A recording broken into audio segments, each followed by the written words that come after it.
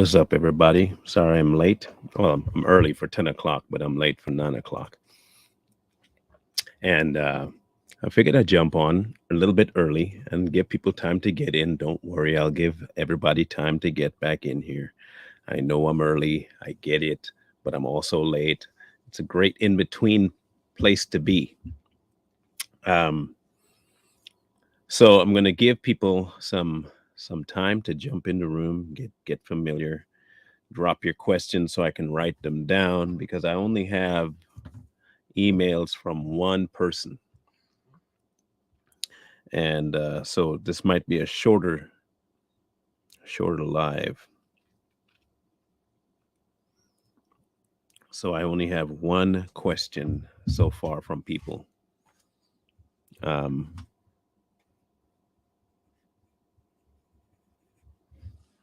and so I'll wait to start on that big one. But and it's a big one. It's a big question.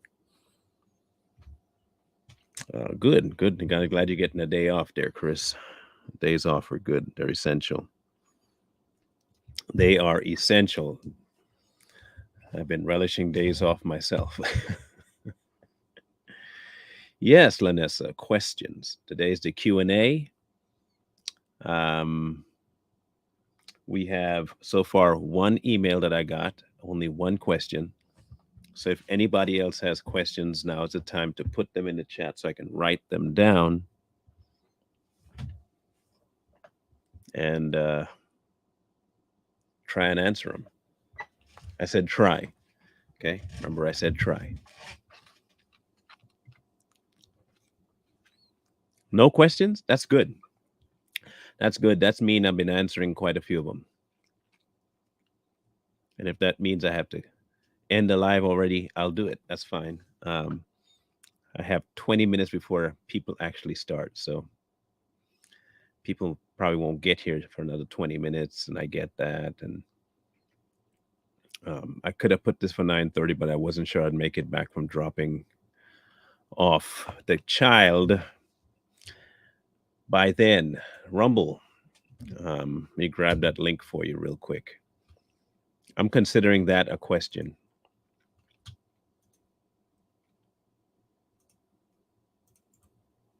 Copy, paste there.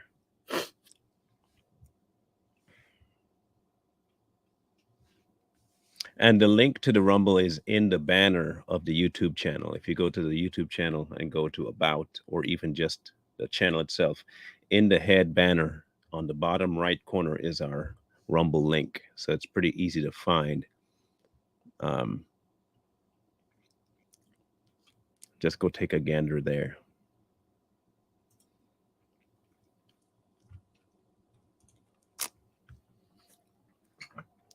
Here's a question.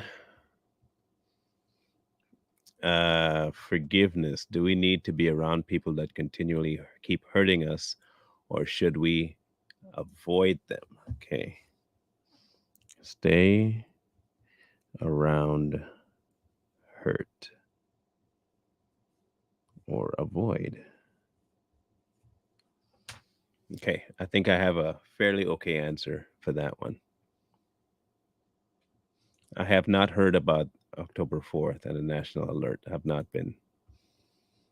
kept up with that. I have heard about it, and Too Strong is dropping a video about that this week too. So, what's up, Huckle? So yeah, feel free. So far, I have two questions. Anything that says October 4th and FEMA in it, it can't be that good. it it can't be good. If FEMA and they're putting a date on something, it can't be that good. Okay, be worried, be concerned, be very concerned about that. Those people are, wow. If there were a hand of the devil, it'd be FEMA. Like for real. Like if there was a hand that the devil used continually, it'd be FEMA. I would say FEMA would be the arm of the devil. So yeah. Let them put me in a camp. I could use a vacation and a free room and board. If they okay, hear me out. At this point, the economy is so bad. If they decide to put me in a camp, I'm gonna take it because it's free room, free board. Do it. I bet you they won't be able to do it though. I bet you they won't put me in a camp. I bet you they won't. I bet you they won't. Bet you they won't. Giving me you threatening me with free room and board. No rent? Threaten me some more. Please threaten me some more. Negative family members and boundaries.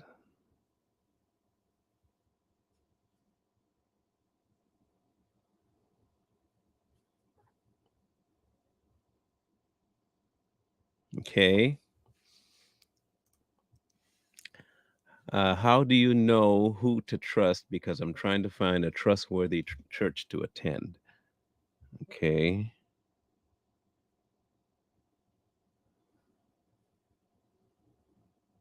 That one's a fairly easy answer, too. Let's see. How to help people who are suicide. That one I've actually done an entire show about. So I'll direct you to that one. Um,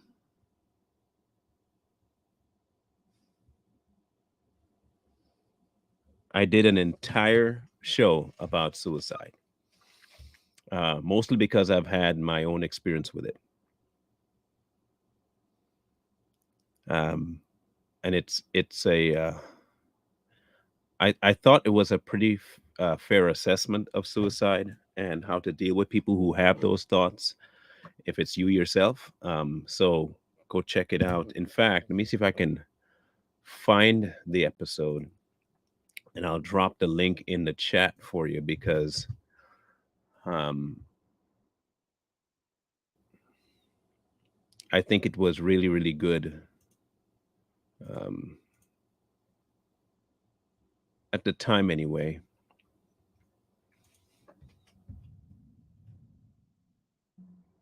Okay, here we go. Copy. All right, here's the link.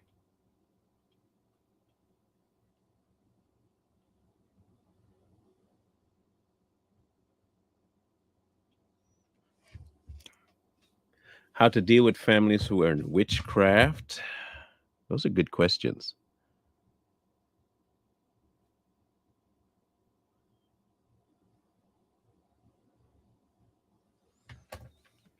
Okay.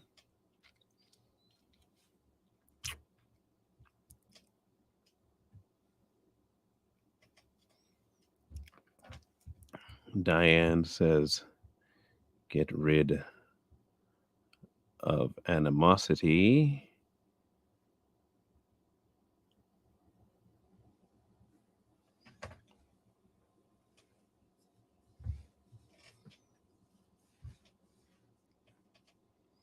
I can answer that one right at the top. Speaking in tongues is not a sign that you are filled, nor is it a sign that you're not.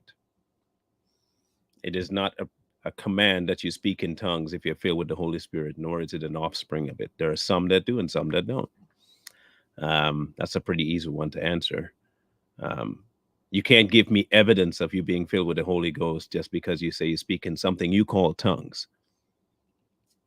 Because not everybody that say they speak in tongues are speaking in tongues. They're speaking weird. I don't mean they're speaking in tongues. I've seen a lot of crazy people say they're speaking in tongues and they ain't got no kind of explanation for what they're saying.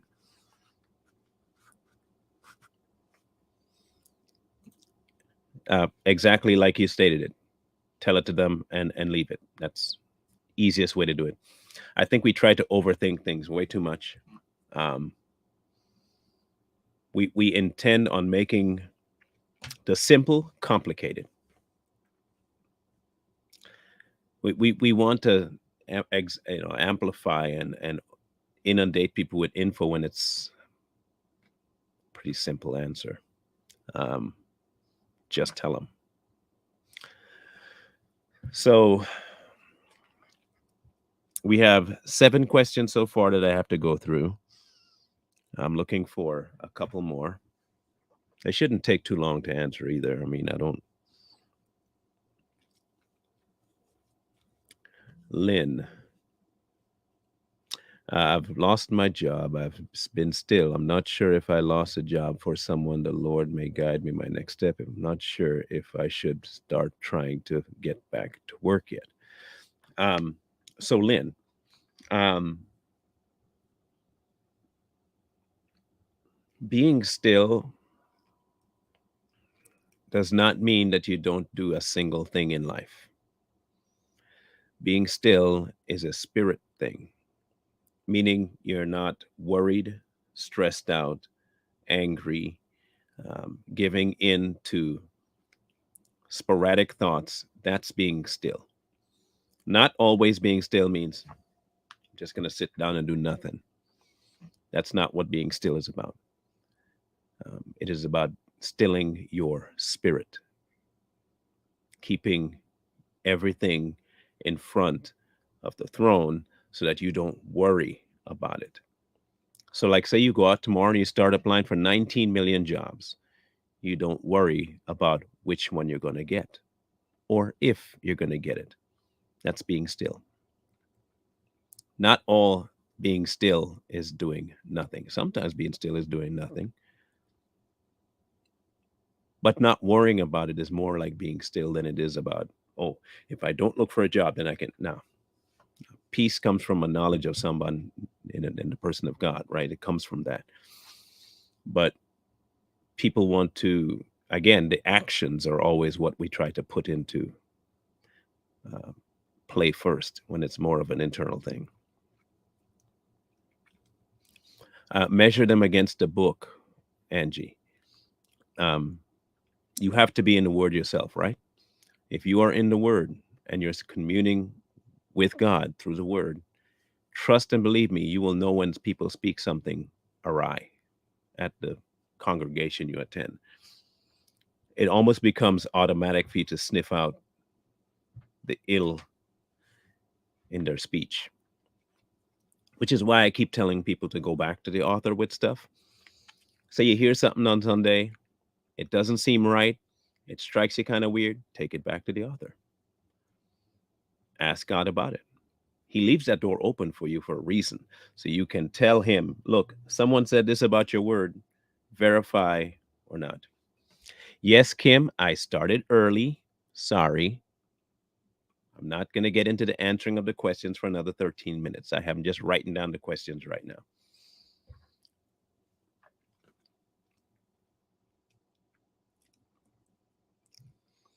Just right now, I have 7 questions, and hopefully those people stay around for their answer.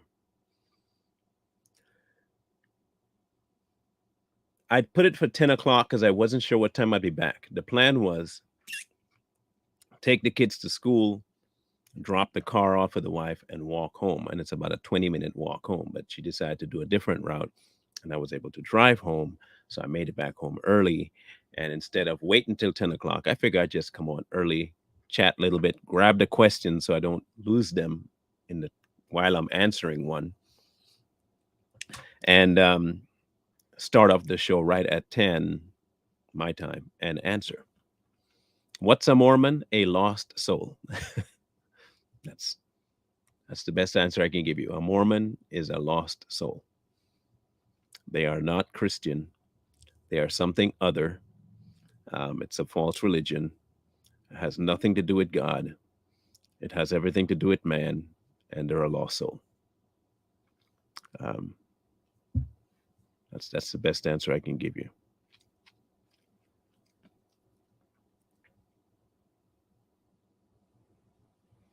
Do you teach false comes first? Can you can you elaborate on that question? I'm not quite sure what you mean. Do you teach false comes first? What does that mean? I'm curious. Maybe you can answer that for me. What does that mean? So far only 7 questions.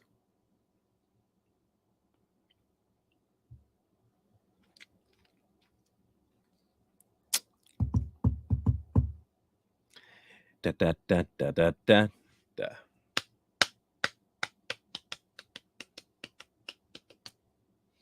Any other questions? I got 7 of them so far.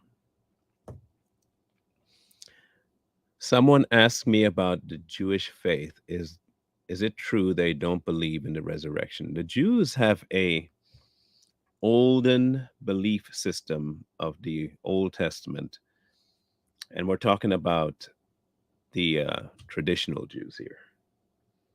Um, I know they don't believe that Christ is the Messiah, so they're a little bit different there. They hold to um, the pre-crucified gospel, I guess you want to call it that way. Pre-crucifixion is where they stop. They don't go and deal with the crucifixion as a thing for believers and all that stuff. And they don't have the same Christian belief. It's old school. That's the most, um, what's the word? Layman way I can explain it to you. Hang on 1 second.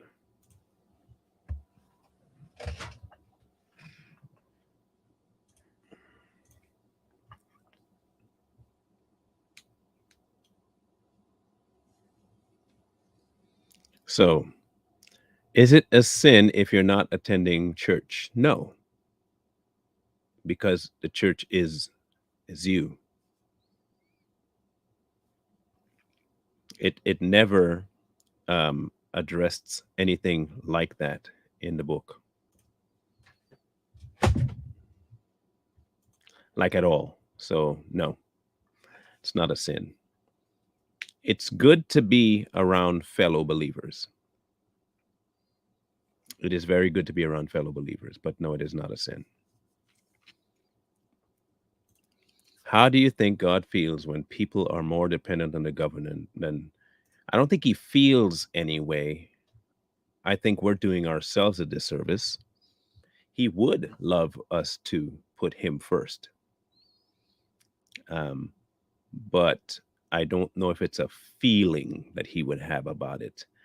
Um, he gives you a choice, and you choose to have the government over God, then you deal with the consequences of it later. He's not willing that anyone go to hell, but hey, if you choose it, you choose it. How do you know if you've truly forgiven someone who's hurt you, even though you can have conversation with them, but you can't seem to forget? Does that mean you haven't forgiven? No. Um, the only place that forgetfulness happens in forgiveness is in Christ. God's the only one that forgets stuff, not us. There's no requirement for you to forget anything. However, I will say this: if you hold on to something simply out of and now trust me, we know when we're holding on to something because we choose to remember versus it comes back to memory. I think some of us like to play a little bit silly to think that we don't, but you do hold on to a grudge. Say you forgive, but you know you have not let it go. Okay? We all know when we do that. We all know that we hold people in a certain box once they've crossed us, and we hold on to why we put them in that box, which means that's not forgiveness.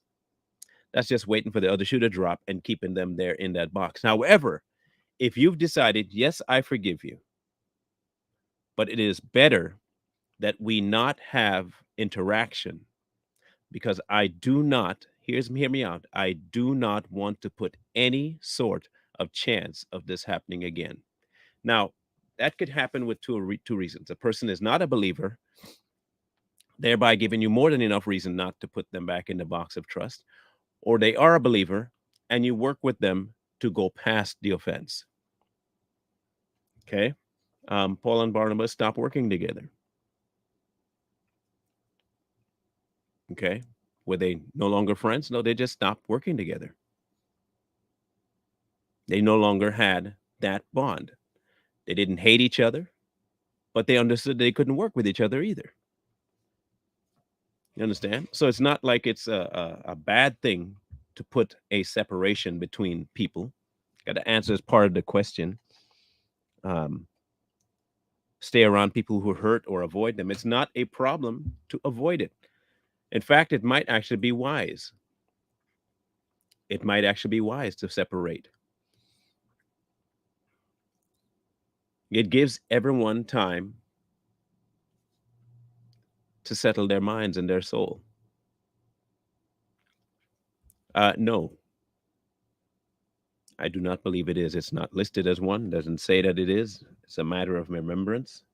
It's a matter of what you hold within. Now, again, this is between you and God, not between you and your pastor and the pastor tell you that you should be. Okay? Won't let nobody tell you that. Many people hold the sacrifice that Jesus gave every day in their heart, and they bring it to remembrance every day. The taking of communion is an outward expression of that remembrance. I used to grow up in church with it being mandatory, and if you didn't, yeah, you would be almost like ostracized for not.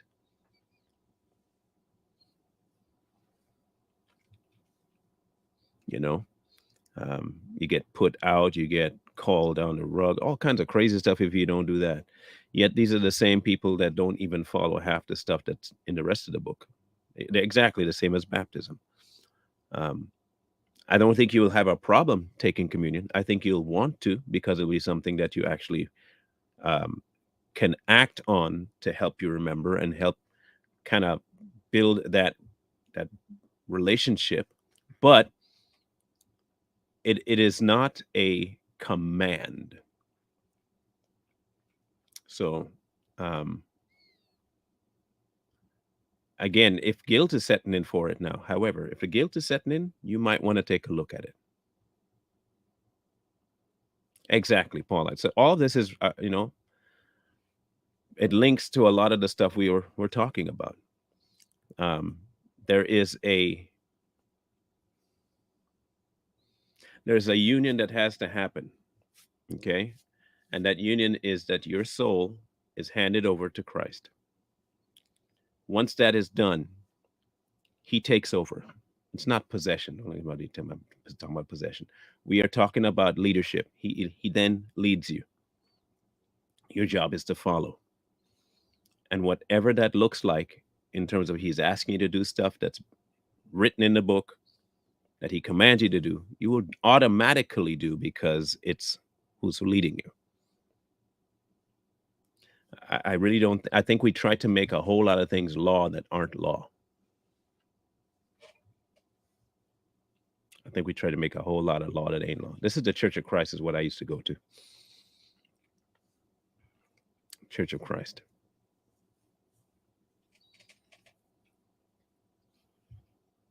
Okay, so we can start with the questions now. The first question I got in the email was about polygamy. And what they asked was, I want to get the exact question. I don't want to misquote the question. Here is the question.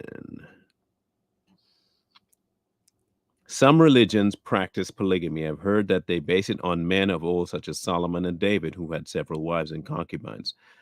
What is your take on it now? Okay. Um,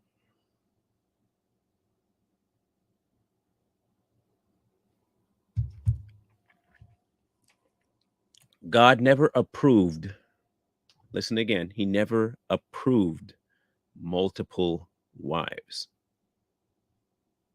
He never approved it. It was allowed, never approved.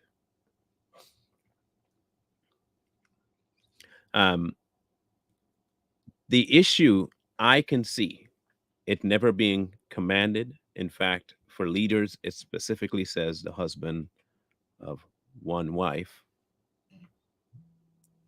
Um, I can easily see that. Um, but for the body It does not tell you to have multiple wives. In fact, in the New Testament, it specifically says he shall leave mother and father and cling to his wife, and the two shall become one. The two, one. Adam and Eve, throughout the beginning, it was one for one, not multiple.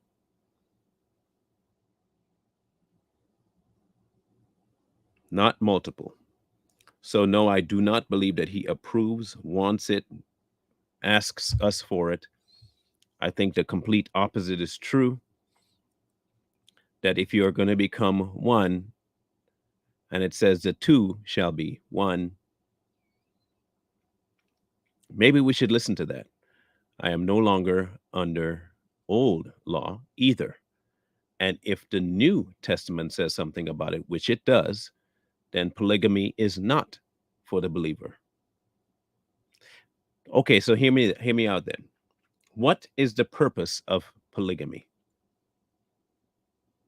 Okay? The purpose of polygamy, at least from what I can see, I don't care what they tell me, it is a way for a man to have multiple outlets for sexual pleasure and seem to himself that he's okay. That it You want to have multiple children, you can easily find a female that wants multiple children. To me, it all boils down to wanting more for the flesh than you are allowed to have.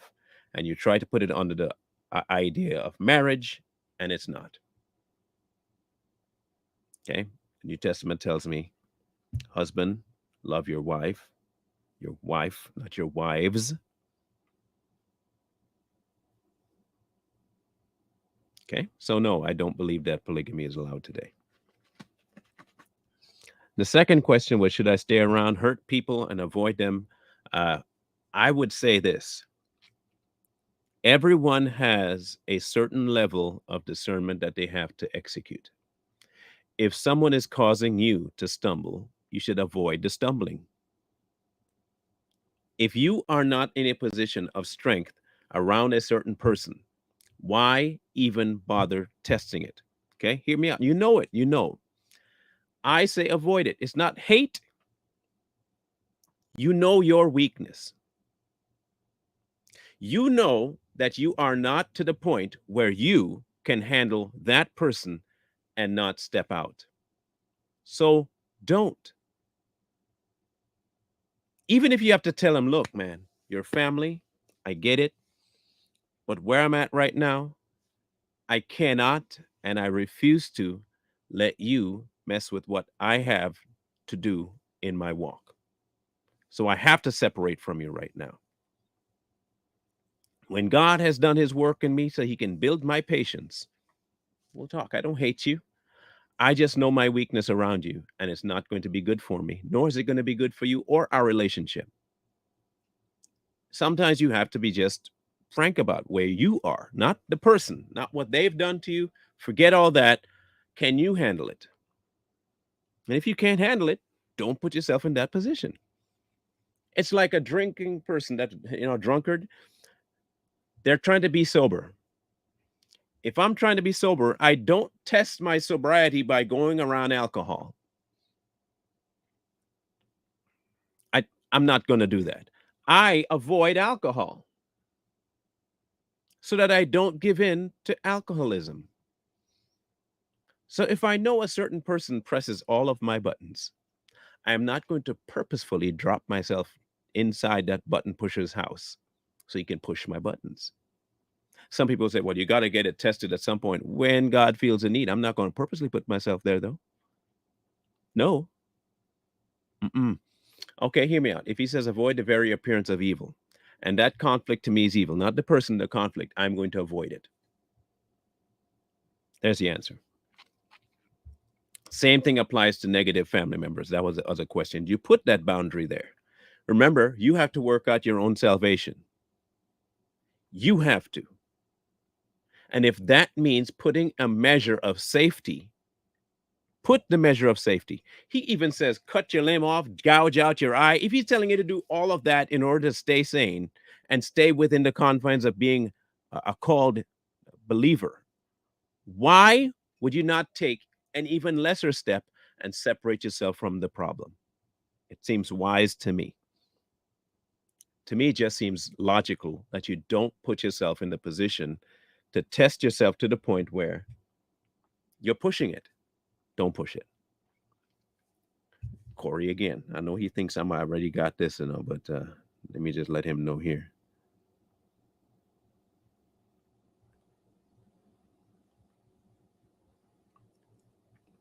Okay, next question. Trustworthy church. Again, the church is you. We are the body. The body is the church. A trustworthy body of people, church members, as we call it, we are the church, has to be grounded in the word, right? Okay. And when I say that, I don't mean, oh, they read the Bible. No. If the pastor is telling you that his word is the final say so, you have a problem. If the only interpretation is his interpretation, you have a problem. If he never tells you or directs you to your own relationship with God, you have a problem. If the only way for you to be saved is through that church, you have a problem. Those are all flags. Avoid them. A teacher should direct you to God, period, point blank. He should tell you to get into the word with yourself and God in the quiet place and be one so that by the time you come to church on Sunday, you already have something.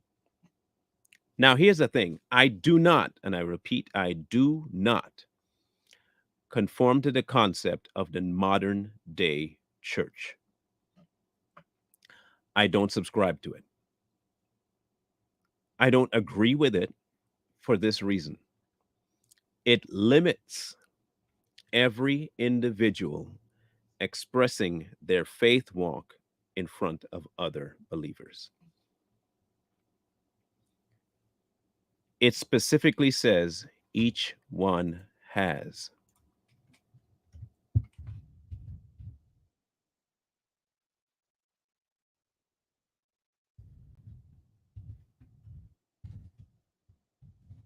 Okay? When you say it comes, when you come together, each one has.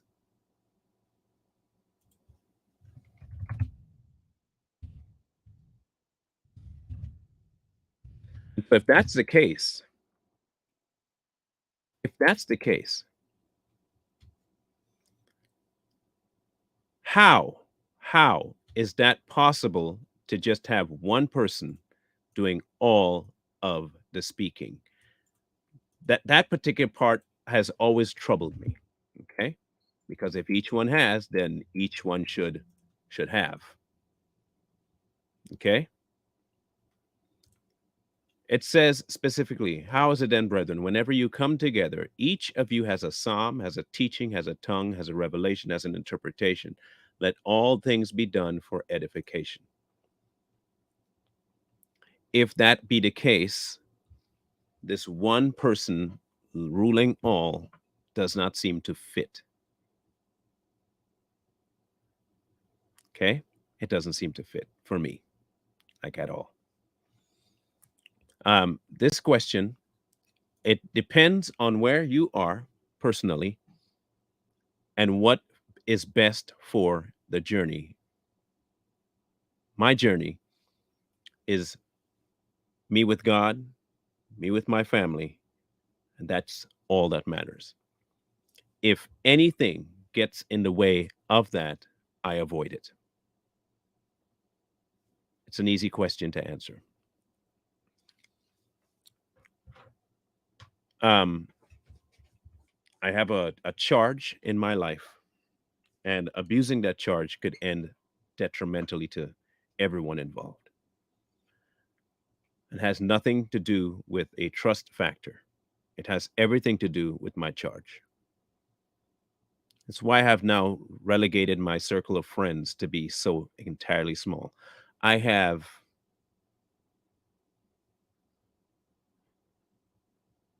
okay, one, two, maybe two friends anymore. And I mean that. I'm talking about like friends that I call, I need something from, I have to vent, and even them I don't do that with. One's Corey, and I barely do that with him, and one's my brother, kind of in Arkansas, Richie, and I don't talk to him either. I keep to myself a lot.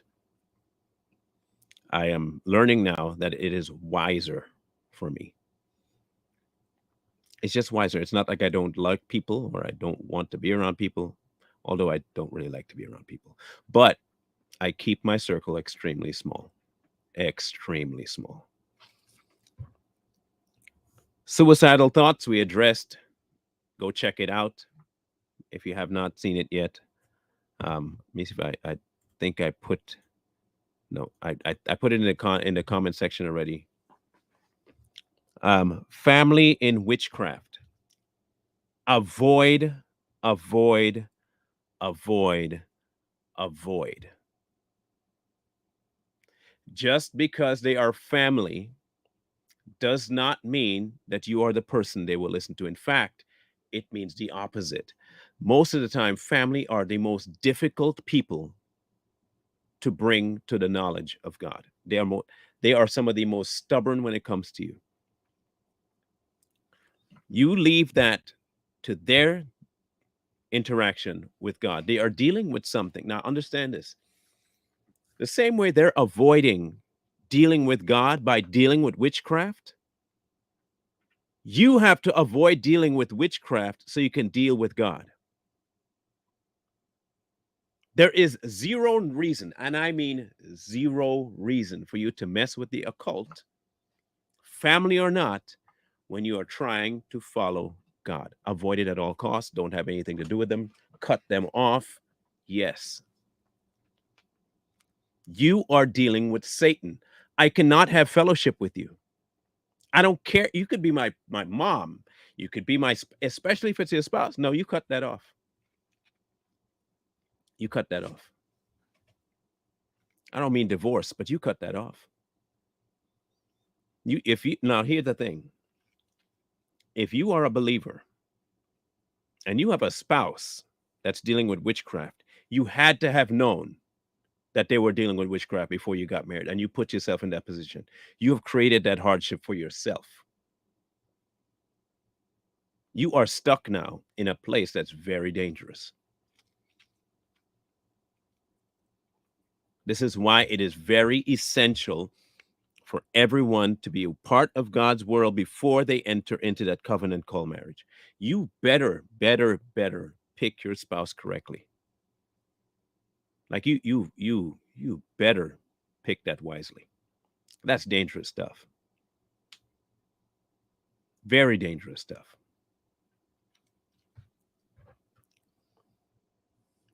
And finally, how do you get rid of animosity? You don't get rid of animosity. You dive deeper into Christ. Animosity will take care of itself because by nature, it cannot coexist with the nature of God. It cannot. It cannot coexist.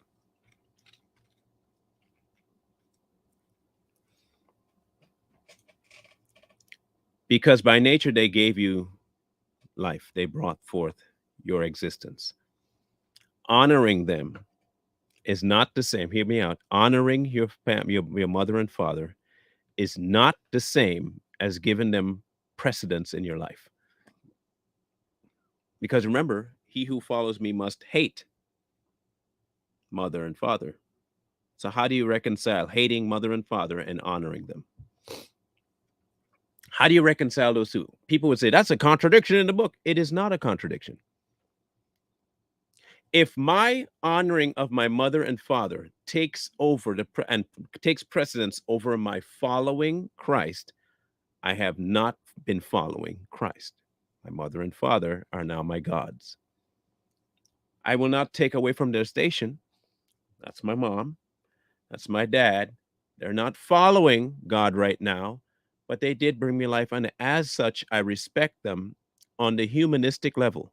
When it comes to my salvation, though, if they go against God, I will go against them. That has nothing to do with on. They're still my mom, still my dad.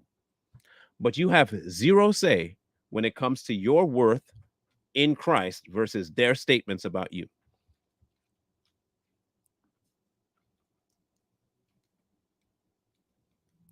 That is the marker right there.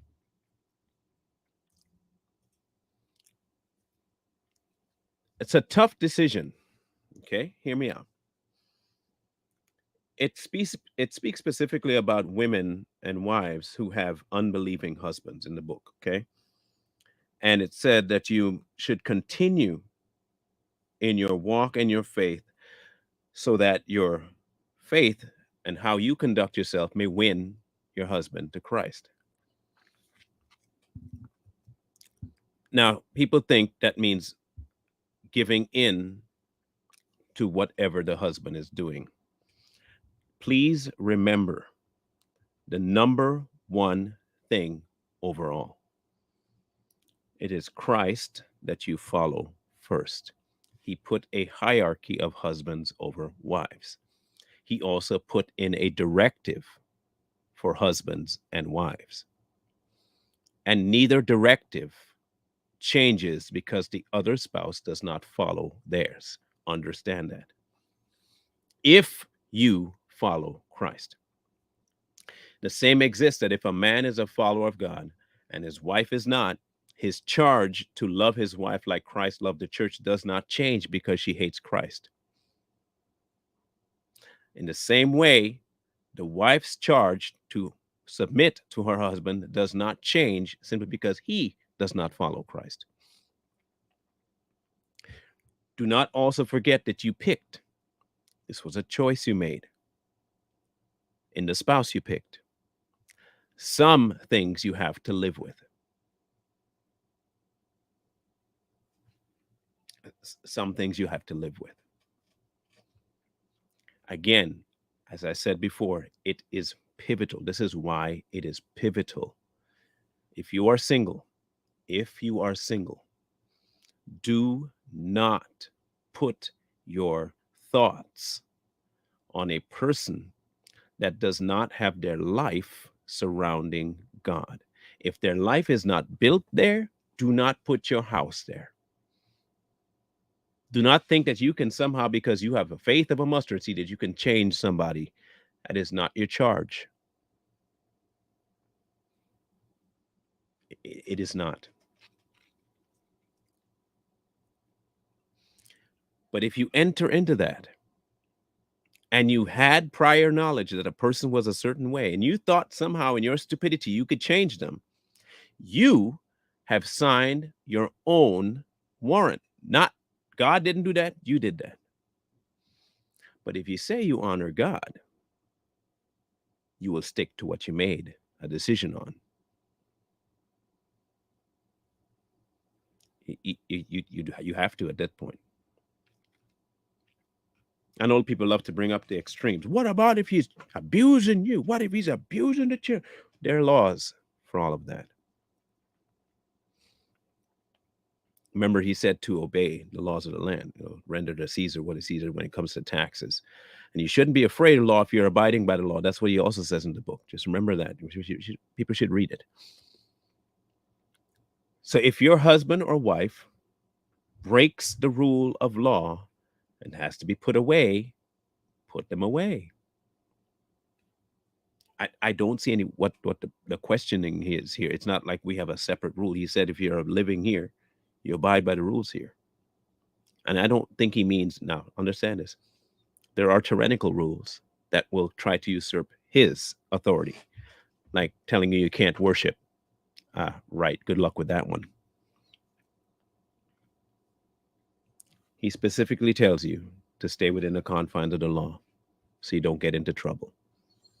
But he also tells you that no one should be above God. This is where discernment comes in.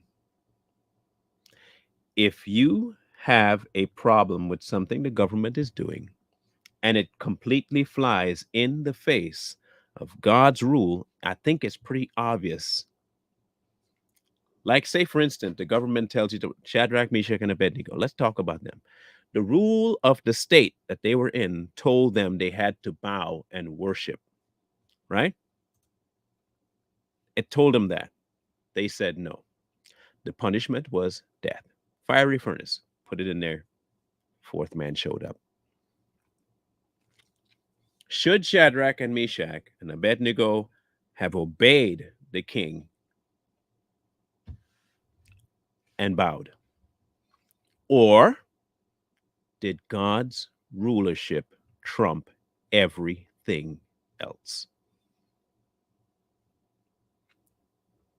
His rulership takes precedence over everything. You can't tell a believer you can't worship here. Forget you and your rules, bro. Guess who I respect more and fear more? Uh, God. I don't fear you. What you gonna do to my body? You gonna kill me? Go ahead and kill me. Go ahead. Go ahead. Feel free to do what you got to do. But you're not going to hold this over my head and tell me, oh, you better do what I tell you and not worship God. You can forget all that. Yeah, you're going to miss me with that one. Paul went to jail for talking about the gospel. All of the disciples went to jail. Some of them died because they kept talking about God when people told them not to. Boiled in oil, crucified upside down, exiled, beaten, decapitated, rent asunder. Some men were burnt at the stake. I mean, oh, you name it. For the government tell them they can't do something, and God saying the complete opposite, and they following God's rule.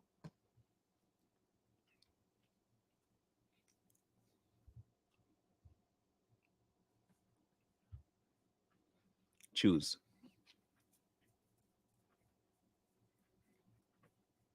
Choose.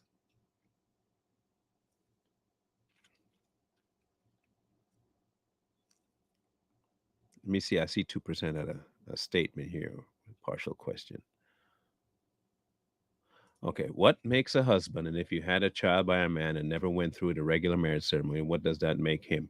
Is he my husband? Yes or no? I think I had kind of answered this before, um, weeks and weeks ago. Man's idea of marriage is now done through the state, through man. And they kind of include God a little bit, but everything is about, they include God for the church and they include God for the priest and the pastor or whatever. And they kind of make it like that. But as you see now, marriage is more about um, a legal right than anything else. I have always thought that a true marriage has to happen in Christ, meaning you both come to the table in the same location with the same purpose to the same God. I do not believe that it includes the state in any way, shape, form, or fashion to tell me that, yes, you're married. God says so, not the state, not some piece of paper, nor can it be divorced because the state says so. I think there are more common law marriages today that are marriages than there are paper marriages. You having a child by somebody simply means that you had the child out of wedlock. The sin was fornication. The outcome was a child. Again, the child's not to blame. Your actions brought about the child. It's still both of your children. You still got to have the parenting the same way it's supposed to be. The only difference is now you have to decide how it works out. But the mutual consent of you saying, yes, this is my house, my husband, and yes, this is my wife, is a thing done between you and God. That's where the only union resides because the only person that created marriage was God. Um, I won't call it a mistake. Sin can lead to some blessings. Children are always a blessing. and sometimes they're yielded out of sin. They're yielded out of sin. And it doesn't affect the child being a blessing or not. So you have to make that decision between you, God, and the father of the child. You got to work on it. I saw a question about Paul. Explain what your question is. Elaborate a little bit for me, please, Florence. Elaborate that for me.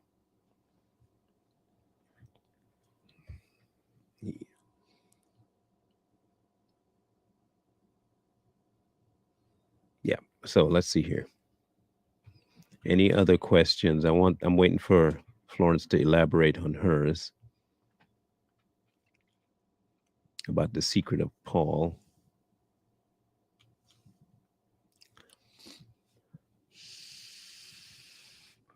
Hopefully she's still here and can explain that for me.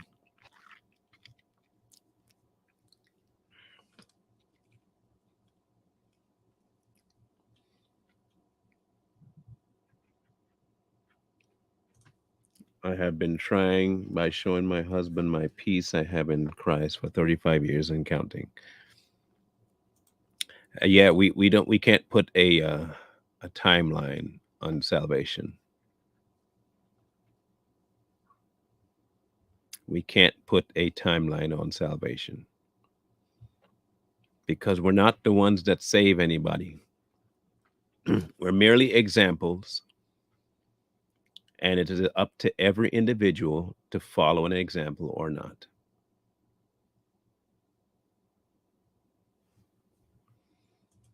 Um,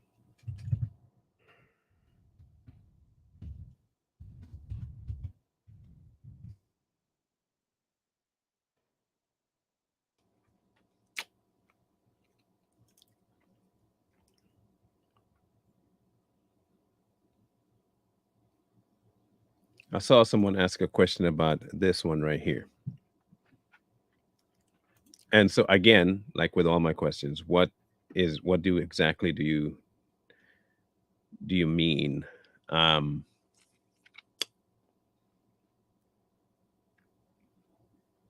there are multiple ways it got used. Um,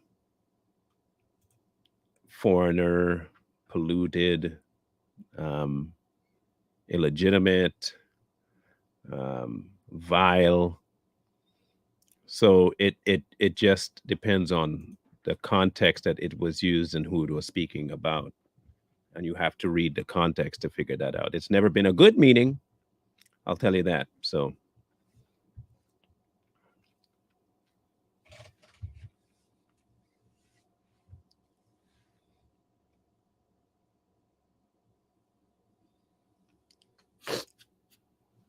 okay, I see what you mean.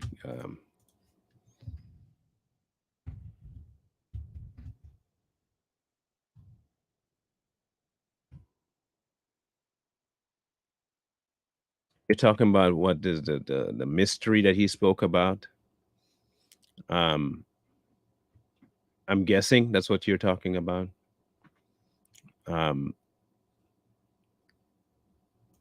and unless you can clarify what you mean, because he had used the words secret quite often and mystery quite often to talk about the great mystery that is salvation, the great mystery that is the life of Christ, the great mystery. He talks about that a lot.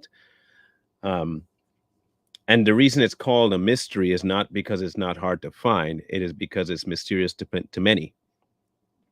Many don't want to, they can't seem to understand that a God would lower himself to a position to be demeaned, beaten, sacrificed on behalf of an even lesser entity in mankind to save them from their own brought on punishment. That is a mystery. That is indeed a mystery. Not only that, how he was able to do all that and rectify the gap that we created on our own in the spiritual realm from God by making a new bridge for man to reach God. That is a mystery to many because it is impossible for them to grasp. That's why it's called a mystery. To us, the mystery has been revealed because we have been opened to Him. We have opened up ourselves. We've accepted the truth of his existence.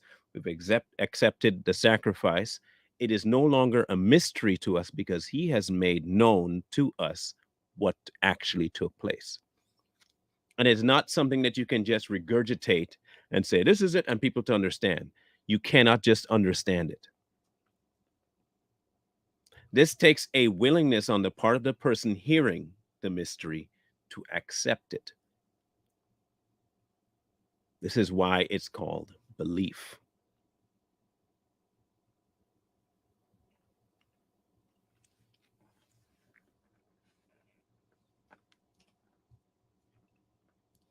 Okay, let's see here. And that is true. That is definitely true. Because the earth will still be in process when He shows up. We just don't know when. And I don't think when He said us, meaning the people in His presence, believers, not all believers will die. And that is true. The us there is not those in His hearing, it's for all of them, believers in general.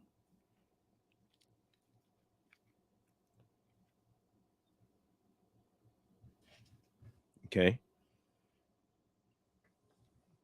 And like I said before in my conversations about the end time and all that stuff, I don't care how it happens. And I don't care if I'm alive and I don't care if I'm dead. Because ultimately, the person in charge of all of that knows best. And if we do believe that God knows best and He has everything under control, I have no worry about the end of time. I don't care how it goes down. I don't care if I'm here. I don't care if I'm burnt up with the earth. I don't care if I'm relieved from burning up with the earth. I don't care. My only job, my only charge is to make sure I have oil, it is lit, and I have reserves. That is it. And when He shows up, I am ready for whatever, and I mean this unequivocally, for whatever He deems is necessary for me.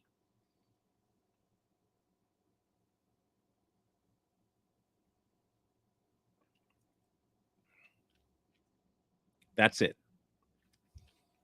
Many people like to bash Paul. And in fact, there's a whole group of people that say that Paul was never actually should never have written and should have never been put in the Bible. In fact, they say to the extent where he doesn't even talk about God. Um, but he was given a charge to the Greeks. That was what he was given. So it's not even like people trying to demean or put him down because he wasn't speaking or he has certain things that they disagree with. They love to do this. It's normal. People do it all the time. But I've yet to see anything that Paul has said that's contradictory to God's nature. I haven't seen it. I don't know where they got that from. I don't know. It's not written in the book.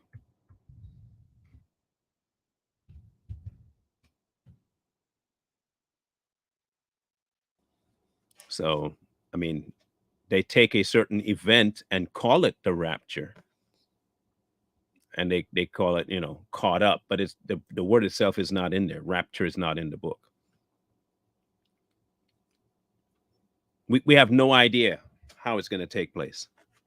We don't even know. I mean, it says He's coming on a cloud. You'll hear a trumpet, and those who are dead will get called up out of the grave. And we have no concept of any of this going to take place. None. We don't even know how many people are going to see. We don't even know how people are going to see all over the world one event. We don't even know how that's going to happen. We have all kinds of assumptions. Oh, they have social media and we can. You have no clue how any of this is going to take place. Not one clue. You got people right now who are in nighttime and I'm in daytime. When he shows up, he says everyone will see. Again, I don't care how everyone will see. He said it's going to happen. I trust him to make it figured out. That's all. He got that part figured out. That's not for me. I don't really care how he does it.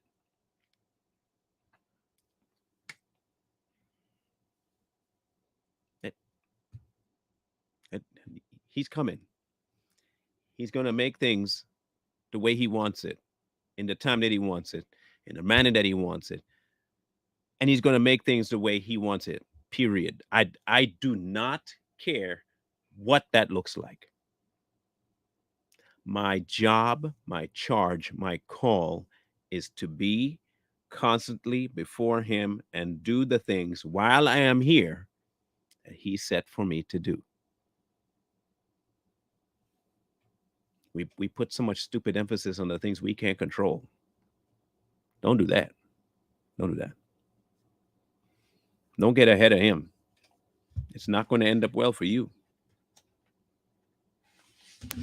All these apologetics and people who like to defend the Bible and defend God is somehow too simple. We have become the kind of people now that feel we have to break down to the very atom something that not even the apostles tried to do. We out here trying to recreate for people things that were never intended for us to do. I don't get that. Why is homosexuality a sin? Because God said so. Bam. I don't need to go in about natural and unnatural. God said it's wrong. I don't care if you like it or not. God says wrong. Murder, he says it's wrong too. Bam. There. Fornication, wrong. Why? God said so. Plain and simple. That's all I need to know. He said it's wrong. How is this difficult for any, and why is it not enough? Why is God said so not enough anymore? I'm looking for your question, Brenda. Okay, here we go. Um, you know who can speak directly to that? My wife can speak directly to that. And she will be speaking directly to that. So I will make sure that I pass this particular question on to her for her to answer for you guys. If you have not subbed to her channel, go do that. The Secret Place. Um, I would advise you going to listen there. I will try and make sure that question gets put up. Stacy had a question. Looking for Stacy's question.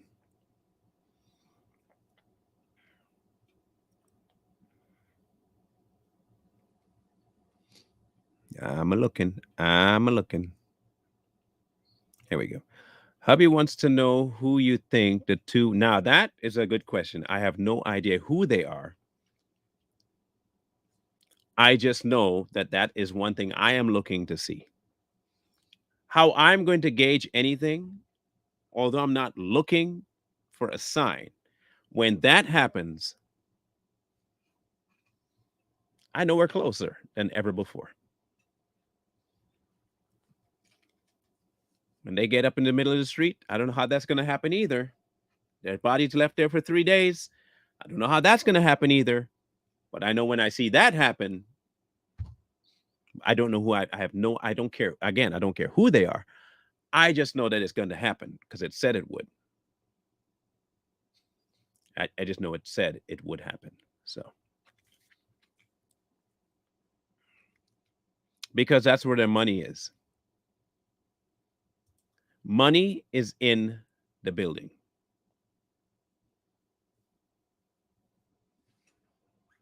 Not all. Not all pastors see that way. Trust me, I know that not all pastors see the building as financial gain, but a lot of them do. Way too many of them do. My family's great. Thank you, Diane.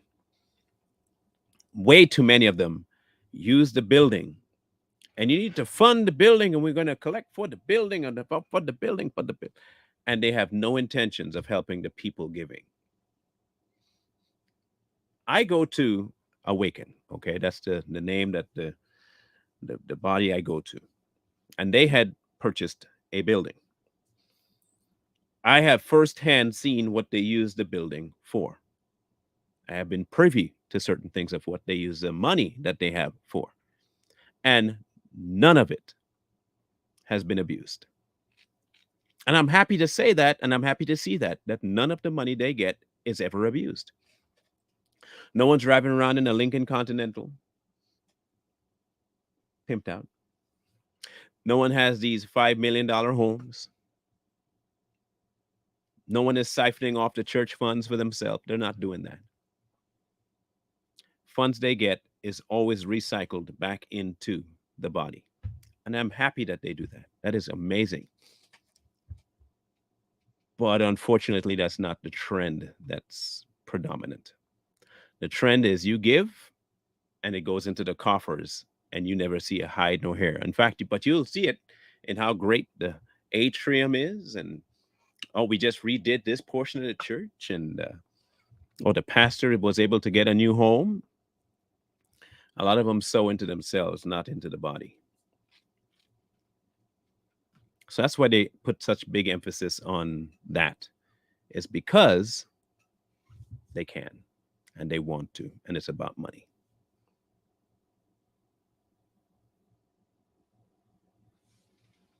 Revelation 25. Let me refresh myself here.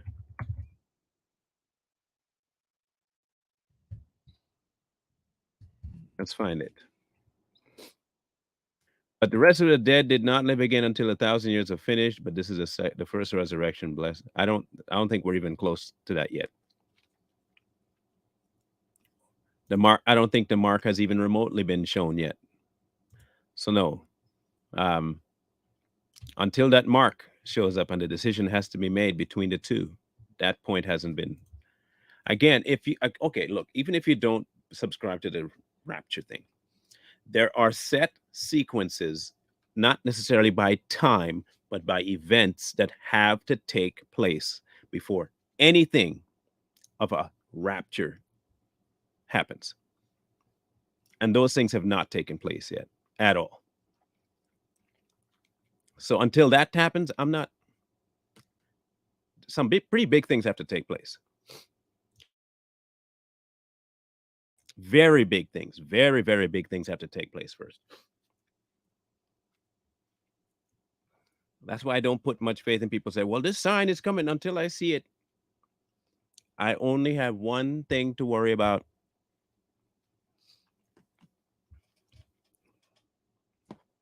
One. Okay. One more question.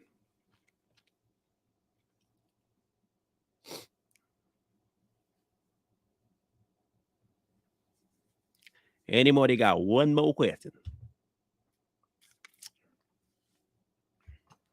Yeah, they do, Corey. They use it as a fear tactic. Look, if I can make you believe that what you're doing for God is through giving money to me, and I make you believe that, hey, if you don't give it to me, you're going to hell, I can make you do a lot of stupid stuff.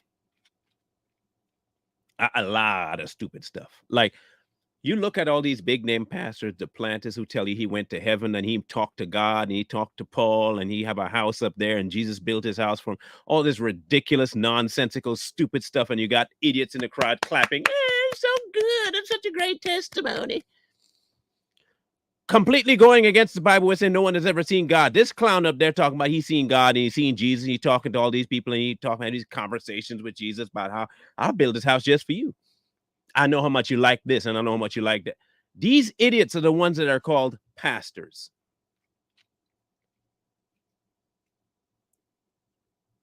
I'm one that if I see something, I'm calling it what it is.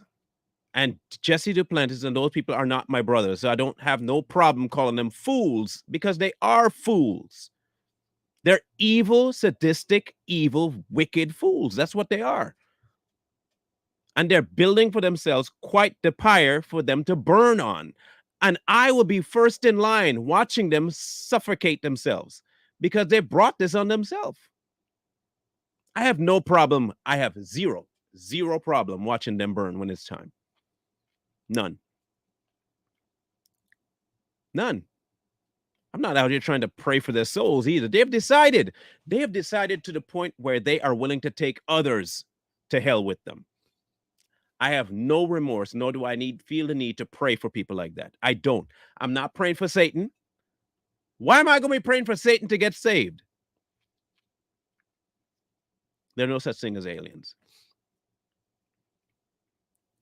To answer that one question, there's no such thing as aliens. I'm not praying for Satan to get saved, especially if you work for the household of Satan. Forget you. Nah, no. You ain't my brother. You have nothing to do with God. You don't know the man. You have nothing to do with the kingdom. Nothing. You use his name all the time, but you don't know him.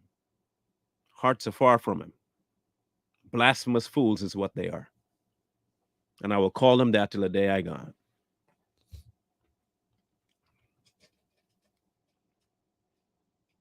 Period. I'm not pulling any punches with these people. Do you understand what they're actually doing? Do you see what they're actually doing? We will have no problem calling out people like The Rock and Oprah and all these sinful people because of the things they do. But for some reason, oh, that's God's elect. You can't be talking about God's elect. He's not God's elect. He's Satan's elect. All these people are Satan's elect. And they're taking people who don't know any better and leading them straight to the gates of hell. So no, you ain't gonna catch me praying for him at all. You're wrong. You're wrong for that. You're wrong for that, Earl. But you ain't wrong either. Anyway, tomorrow's topic.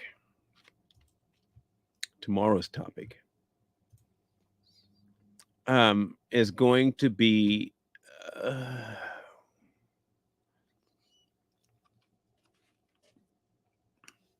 controversial to some and off-putting to some others. Aliens do not exist. Sorry to tell you, they're not real. There's no such thing as an alien. There are entities that will pose as many things to distract you from your relationship with God. There are demonic entities that will do anything and everything to make you believe something that's not of God. Aliens are not real. Demons are definitely real.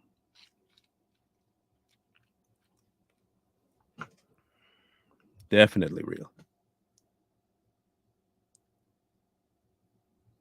In any case, we will catch up tomorrow. We don't have the Savage Patriots today. Bro Kitch is moving. We may not have it on Wednesday either because Jay Lee is working and Bro Kitch is still moving. He's moving from one location state to another state. And so this might be just our transition week to not have Savage Patriots. It's not a big deal, really. It's a pretty good time because there's a lull in activity on the political side, really, right now. So until Bro gets settled in, we'll probably take a break for the week. I'll drop a couple of videos when they send them to me on the channel, so there's stuff there, but there probably won't be any lives. Well, I want everybody on the platform. I don't want to. We make a good dynamic when all four of us are there, and so I want to make sure I don't get that dynamic broken up. Besides, it's funner when Bro's on there. So we'll probably take a little hiatus for the week, give him time to get moved, and then reconvene next week. Okay. Tomorrow, the topic again is God and the little ones if you know somebody that is pro-choice, you can advise them to come listen. I will not be too hard on them, but we will be talking about the biblical aspect of children and what that means for being pro-choice. And can you be pro-choice and Christian? We'll be tackling that tomorrow. And I have to be very careful what I say because it could easily get removed from YouTube for saying stuff like that. So, you know how these people are.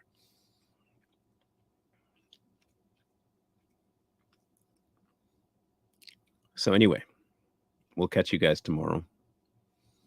I'll be on time tomorrow. I'm dropping kids off early, so I'll be on time at noon Eastern time. We'll be on. For those of you that follow me on TikTok, I might be going live today. I don't know. I have an inclination to do it, so we'll see. Too Strong might be going live too as well this week, so keep your eyes out for that. And we'll see you guys on the morrow. Also, where is it?